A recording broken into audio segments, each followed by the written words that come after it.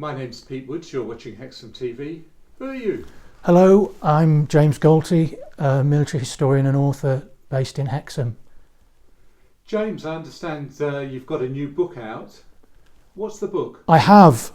Having written about the RAF and the Army in the past, I was very keen to do something on the senior service as well.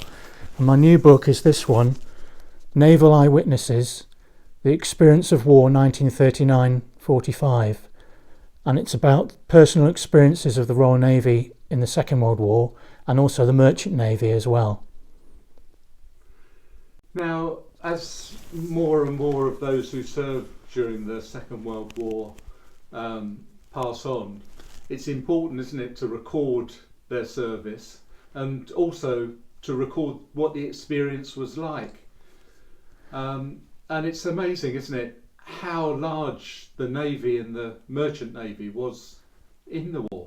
That's right. The Navy, about 863,000 peak, and 72,000 women of the Women's Royal Naval Service, which is just, I suppose, staggering compared to today's numbers. And we had a huge Merchant Navy then as well. And looking at casualties, about 1,500 ships were lost in the Royal Navy, and there wasn't an intensity of combat and attrition like that until you get to the Falklands War of 1982. And then the Merchant Navy, you're looking at about 28,000 people and British registered merchant naval ships losing their lives, plus thousands more injured in accidents and people who died from wounds later on as well. And many of those were young conscripts, weren't they? People who hadn't been aboard a ship before. They were very young and very, very inexperienced. Yes, that's right. The Navy had what they called hostilities only, so you signed up for hostilities only. Now, some of these people were volunteers and others, as you say, were conscripts. And they're only 18, 19-year-olds or in their early 20s. Should also point out there were boy sailors, sort of 15, 16 on some ships as well, joining out to join the Royal Navy. It's always extremely moving and harrowing when you read about the age of the people who served and what they went through in that generation. And I was interested to read in your book that there was a sort of a difference between serving on a big ship, what's called a big ship, and a small ship. Tell us about that. I picked up on this from something George Mack was one of the former sailors I used in my research. I greatly enjoyed his memoir, and a big ship like a battleship, or battle cruiser like HMS Hood or HMS Duke of York, something like this. Lots of spit and polish, as it were, discipline. Quite. One of the people I quote in the book, one of the veterans, is Sir John Harvey Jones, and he started out as a midshipman on a battleship, and he talks very much about the social divide between officers and men, the huge gulf there was, and that you didn't get to know, you knew hardly anybody apart from some of your fellow officers in the wardroom. So life on a battleship, and this is still an era of battleships, they were still deemed important, they had an important function to perform, was very disciplined. If you're going down to a smaller ship, such as a destroyer or smaller, everybody typically can know each other, could have known each other a bit better. There's a smaller crew, the discipline was more relaxed. On a big ship like a battleship, you had a commander who reported to the captain, and he was responsible for all disciplinary matters. Smaller ships, the Jimmy the One, as they call it in the Navy, the first lieutenant, he's absolutely key. And if you had a good first lieutenant and you had a happy crew, you had a happy ship. There's a term in the Navy, happy ship, and what it means is, it doesn't just mean they're happy, it means it's efficiently run, the crew morale's good, everybody's getting on well. And so it was in ashore stations and at sea, it was always important, if you could, to have a happy ship. And there was a difference in terms of when they went to sea as well. If you were on one of the big ships, often when you went out in some sort of flotilla with, you know, other ships as well, and you didn't go out unless it was something big, whereas the smaller ships perhaps went out in smaller groups. Yes, I mean the smaller ships like destroyers, corvettes, sloops and so on are doing a lot of convoy escort work, which is very important, and anti-submarine work. Whereas, yes, a battleship would usually go out with other ships to protect it, and as part of a squadron or whatever, or part of the fleet. So there is a different tendency. And going back to what you were asking me about smaller ships, I mean, if you want to take it right down the scale, you get things like motor torpedo boats from coastal forces, and that's obviously a complete contrast to being on a huge battleship. And they go out with a few of them in the English Channel and things like that, and it's quite a contrast to life on a larger ship. And another contrast is if you served on a submarine. Yes, submarines. It's almost a navy within a navy. Now, I went into this researching this book thinking that most submariners were volunteers, and a lot of them were. But from the reading I've done, I believe I'm right in saying not everybody was. There were people who were sent there. But on a submarine, people tend to be much closer together. They're much closer together physically, but also the different branches of the Navy involved are closer together, and they have a very high esprit de corps, high team spirit. There's sometimes an image portrayed that they're sort of, you know, like a bunch of pirates. But when you look, and the commanders of submarines and the naval officers I looked at in the book, they tell you they try to run their submarines along correct, proper naval lines. But yes, there is a very distinct ethos in the submarine service that's different to surface ships. And I mean, you call the submarine a boat as well. For example, you don't call it's not a ship; it's a boat. It's probably not for everybody, but. Again, mentioning Sir John Harvey-Jones, who I quoted in the book, he loved submarines. He was on board submarines, and the reason he liked it partly was because of the camaraderie and the mixing of people from different social backgrounds. And also, he'd started out on a battleship, which he hated. So the submarine is a complete contrast, yes. And I read a passage where someone was recounting being in a submarine and going into an area that they knew was mined. Yes. Possibly one of the most frightening things, apart from being depth charged. If you're going into a mine, the veteran I remember you're referring to, I think you could actually hear these are mines on chains. They're moored to the bottom of the sea. You could actually hear the chains of the mine scraping against the sides of the hull of the submarine. So you're trying to gently navigate your way through. So that must have been incredibly tense and frightening. You know, if one of those exploded close to you, it'd do a lot of damage. And then another example I remember was where a submarine was used on a sabotage mission, and they sent some divers out to attach limpets. Yes. To ship, and then once they'd done that, they actually got stuck in the bottom because the tide was going out, and couldn't get away. That's right. That was trying to sink a Japanese battleship in the Far East. They were using what's called an X-craft, which is a miniature submarine, and it has a crew of 4. It's quite small, and they carried the limpet mines and charges and so on on the side of the ship, of the submarine rather, and a diver, as you say, would go out, get these, and have to fix them to the bottom of the enemy warship, probably scraping off barnacles to do so. And on that particular mission I describe in the book, which the diver and the commander of the submarine won the Victoria Cross for, they were stuck on the bottom and they had to extricate themselves from the mud. Incredibly tense and frightening period, but they did survive, and they managed to get the submarine extricated. I think part of the problem was one of these containers that they had on the side had come off, so the X-craft wasn't balanced either. But they, luckily, with the work of the diver, they did manage to extricate themselves. Yeah. Yeah. Incredible. Yeah. It was incredible feat of seamanship. Yeah. Yeah.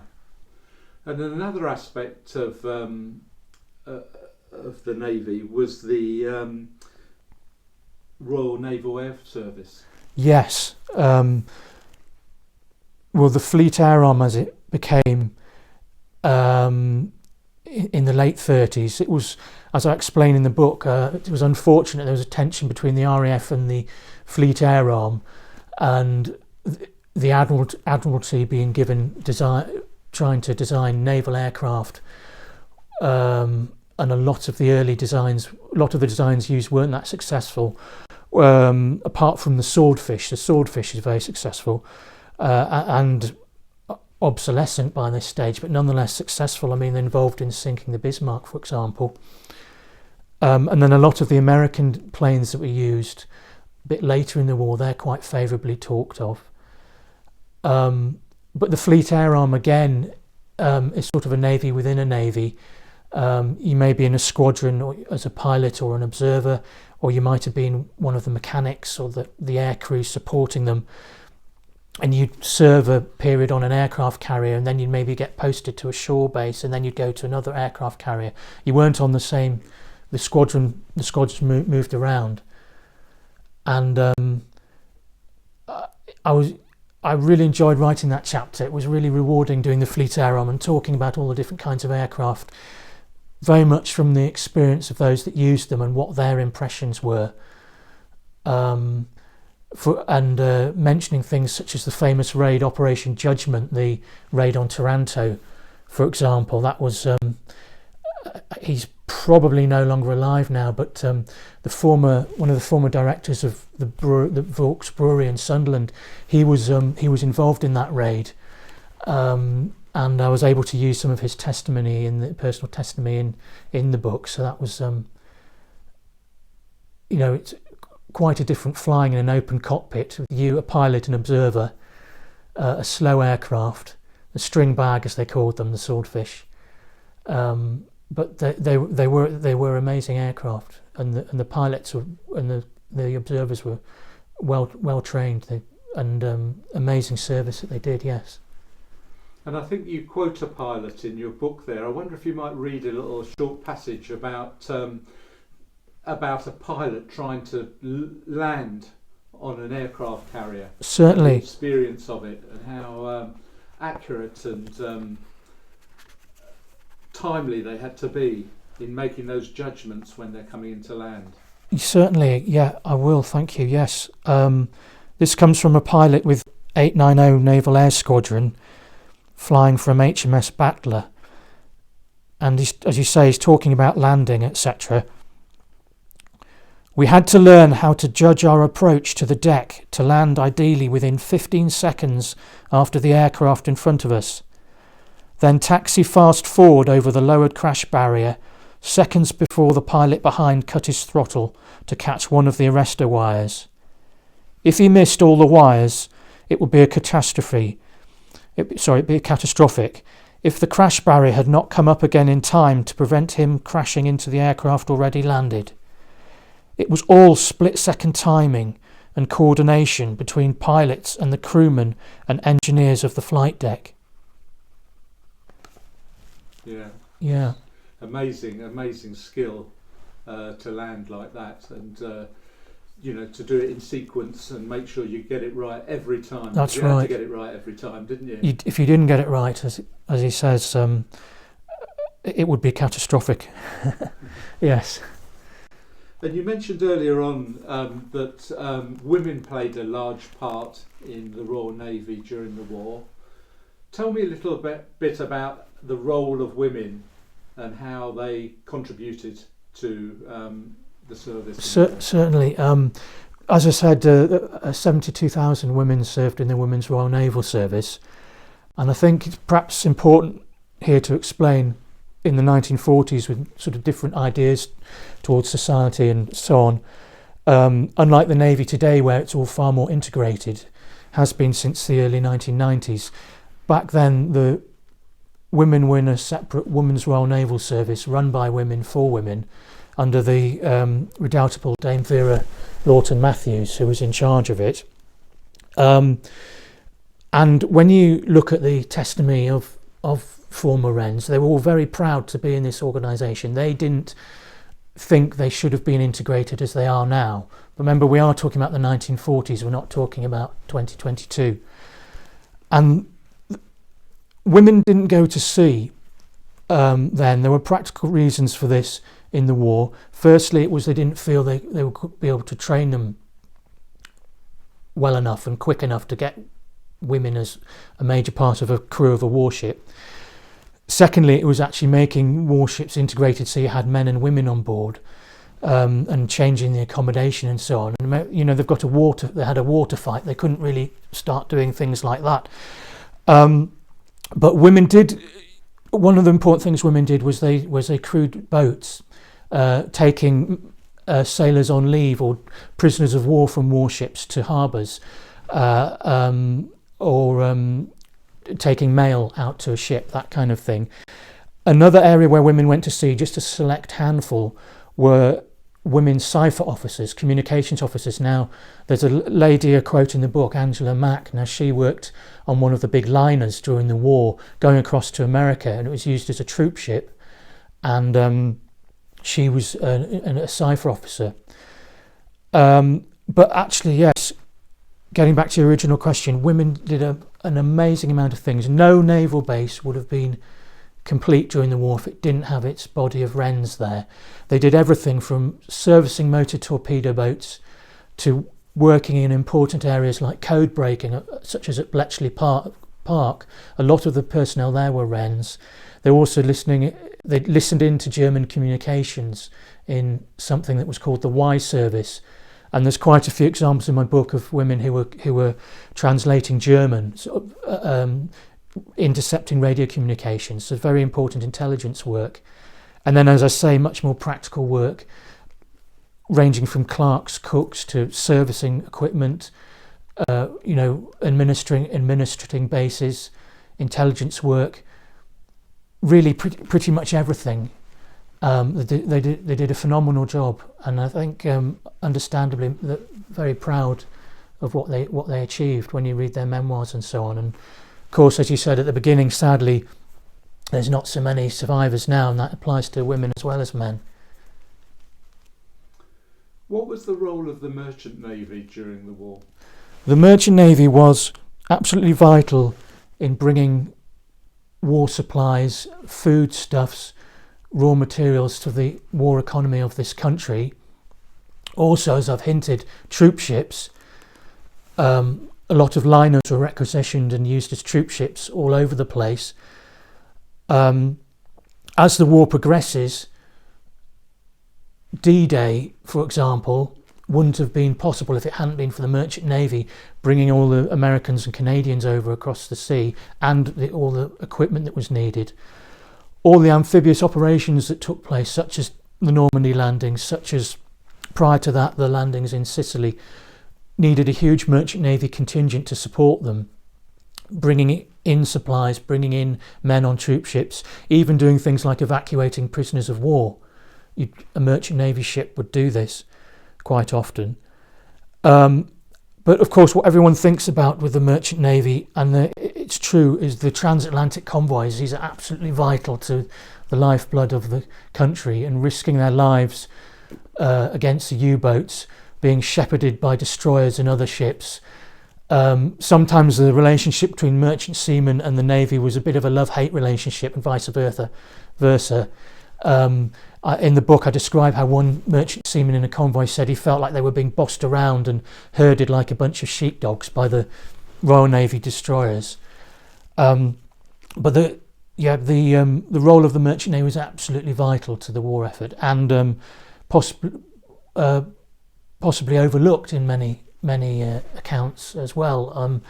I was always moved by a story of a Merchant Navy seaman who was ashore in this country. He was between ships. He was waiting for his next ship, and he was abused by some civilians at a bus stop because they saw him in his civvies and they thought, they thought he was a conscientious objector, or they thought he was just a slacker or a spiv or something, or just skiving off. And there he'd been, risking his life against U-boats and aerial attack and accidents and so on in the North Atlantic, and yet the people it wasn't appreciated even at the time. The people didn't realise that. But so the role of the merchant navy was absolutely vital. But I do think it sometimes gets overlooked. Incredibly dangerous, as you say. Yes. Sometimes they would have had escort ships. Sometimes they wouldn't. Yes. Sometimes they were operating without any lights in sea areas where there were lots of other ships. Really dangerous. They had their lights out as well. Yes. Just very, very brave people. Very brave, and the convoy was a difficult thing for them to get used to. If you were a merchant seaman in the interwar period, you weren't sailing around in convoys. You're doing a lot of independent sailings generally. So to suddenly have, one of the biggest convoys I came across was 166 ships. So these are huge affairs. We think you sometimes in your head, you think of a convoy being a small, compact, body of ships, and then it's guarded by some navy ships. But actually, they're huge affairs. So that the seamanship involved from all sides to negotiate these, it's phenomenal. As we mentioned, these were often very, very young men mostly. At the end of the war, they were demobbed. Yes. A lot of them. Some of them carried on in the service. But what impact do you think that taking part in service in the Royal or Merchant Navy had on them for the rest of their lives? Well, for both men and women, one thing that came across with all the various archives I consulted in interviews and so on was the sense of pride in having been in the senior service, and I think likewise the Merchant Navy were proud of what they'd achieved as well. But tinged with that, there's people who've had nightmares from their experience, seeing a ship go down, or say seeing an oil tanker catch fire when it's been torpedoed and the men in the water and that kind of thing. A horrendous experience to endure. But yes, I say a great sense of pride, and a lot of people, as you comment on their youth, and don't forget they're also given, a lot of them had positions of responsibility at such a young age, so they really had to grow up quickly, grow up in the war, and quite a few people will tell you that seemed to help them in their business career or their life after the war. Equally, there's some tough stories. I know there's one seaman I quote in the end of the book who'd he'd worked on some of the government building schemes, but then found after he'd been there a few months they'd get rid of you and get a whole lot of new people in. So he ends up thinking, right, I'm going to go back to sea, and the sea was calling him again. But even though he'd done his 5 years or whatever it was in the Royal Navy, he went to join the Merchant Navy and he had to start at the very bottom, regardless of his previous experience, which I think he suggests he found a bit galling, understandably, in the book, quoted at the end. So the demob experience is, and of course, you said there's people staying on in the Navy as well. The Navy was shrinking, but people wondered whether to stay on, and some people did. You notice if you're reading through the book, there's a few admirals I've quoted. These are men who were much younger during the war and had held junior positions during the war, but later stayed on and became admirals and various senior officers later on in the sort of 1960s, 1970s. So equally, some, having had their wartime experience, decided they wanted to make a career and stay on. And as we come up towards Remembrance Day, it's important to remember that 50,000 people who served in the Royal Navy and Merchant Navy lost their lives. That's and right. didn't return. Yeah, at least 50,000 in the Royal Navy, and I think I'm right in saying about 28,000 in the Merchant Navy. Plus, I mean, you can always add to these figures perhaps people who've died later through accidents or and also, of course, there's those that have survived but have been traumatised and perhaps carrying invisible scars from their service, or as well as physical wounds. So it's always very salutary to remember that. And as you said, I make a point in the beginning of the book, in the preface, of trying to lay out the casualty figures and the contribution of the senior service and the Merchant Navy. So remind us of the title of your book, James, yes. The publisher, and where people can buy a copy. Right, well, the book is called Naval Eyewitnesses. There it is, Naval Eyewitnesses, The Experience of War, 1939-1945. It's published by Pen and Sword, so thank you very much to them. You can order it now, pre-order it from Pen and Sword online, or any bookshop should be able to order it for you. I especially recommend Waterstones, they've always been very supportive. Alternatively, you can try online. I'm sure there's online sellers like Amazon even, and it is available now, pre-order. I think it's officially meant to be available on the 30th of October.